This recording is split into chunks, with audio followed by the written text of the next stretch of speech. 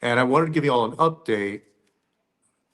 Hi, this is Joaquin Castro, Congressman for San Antonio, Texas, and wanted to give you all an update on the case of the 5-year-old boy, Liam Cornejo Ramos, that was taken by ICE in Minnesota. Y'all have probably seen the picture now of this young boy who was taken by ICE and his father as well. And he was sent to Texas right away. And there was reporting that he was sent to San Antonio, which of course is my hometown and where I represent. And so this morning, my staff and I have been working to figure out his whereabouts, make sure that he's safe, and also to demand his release by ICE. We have reached out to ICE. They acknowledge that they got our inquiry, but have not given me a response. And remember, ICE and the other federal agencies under Donald Trump have gotten super secretive.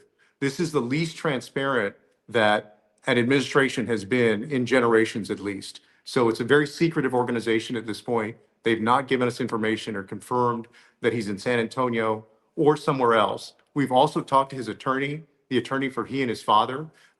We believe that he may be sent to the Dilley Detention Center, which is about an hour and a half from San Antonio. That's a family detention center. I've been there in years past, and I am scheduled to go there on Wednesday. Now, people say, well, why aren't you going right away? Remember, this is the issue that's being litigated in court, and the Trump administration imposed a 7-day notice requirement to go see that facility. I had put that notice in on Wednesday before this case broke. And, so we don't know that he's there, but we suspect that they may be sending him there. And that litigation, unfortunately, a court has allowed, for now at least temporarily, for the Trump administration to uphold to impose on members of Congress that 7-day notice requirement. And so Chris Murphy, for example, is doing great work this week. The Senate is out of session, the House is in session, so I'm in DC right now. But he was in Texas and in San Antonio, and I believe went to Dilley, and they wouldn't let him in. As a United States Senator, they wouldn't let him do his job. And so I'm scheduled to go in there and inspect it next week. And today in Washington, we have a vote on ICE funding. I'm voting no. ICE should get zero funding. They should be disbanded. They become reckless, they become lawless, and it's not about immigration enforcement anymore. It's about abusing people. It's about picking up 5-year-olds. It's about taking an elderly man out in the freezing cold weather without a shirt.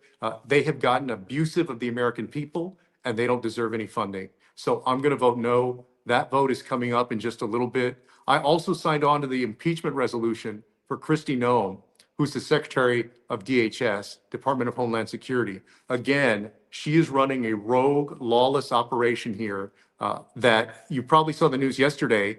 There was a secret memo within DHS, within ICE, that they were circulating saying that they could go onto people's property, private property, with no warrant at all.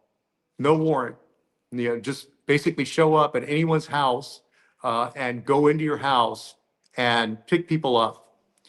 Understand, please, that at this point, a lot of that they have become a bounty hunter organization.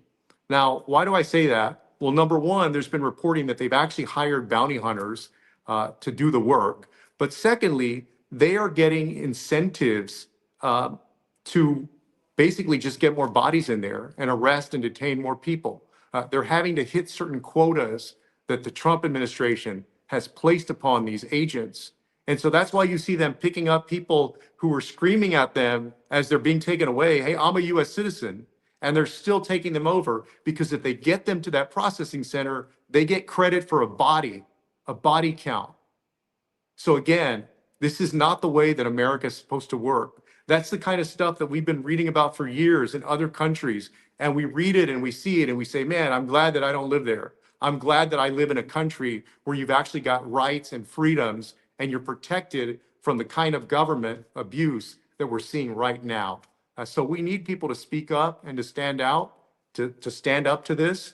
I'm going to do everything that I can. My staff is doing everything that it can to make sure that this young boy is safe and to demand his release. But this is an issue for the American people as well. All right. So I will be sure to update y'all on everything that's going on with this case as we get more information. Obviously, next week, I will have more information. But again, today I'm in Washington voting no on this ICE funding.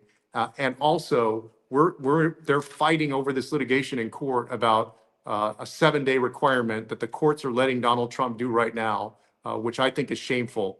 Members of Congress should be able to go in there without these folks being able to prepare anything or get ready for anything or stage a show. When I went to Carnes last year in 2025, it was clear that oftentimes they try to make everything look perfect. They had people out there that were like, playing out in the field and nobody was in their room and nobody was talking to me and all that. And so we need to make sure that that 7-day notice requirement goes away and that we can get in there and make sure people are safe and that their rights are being respected.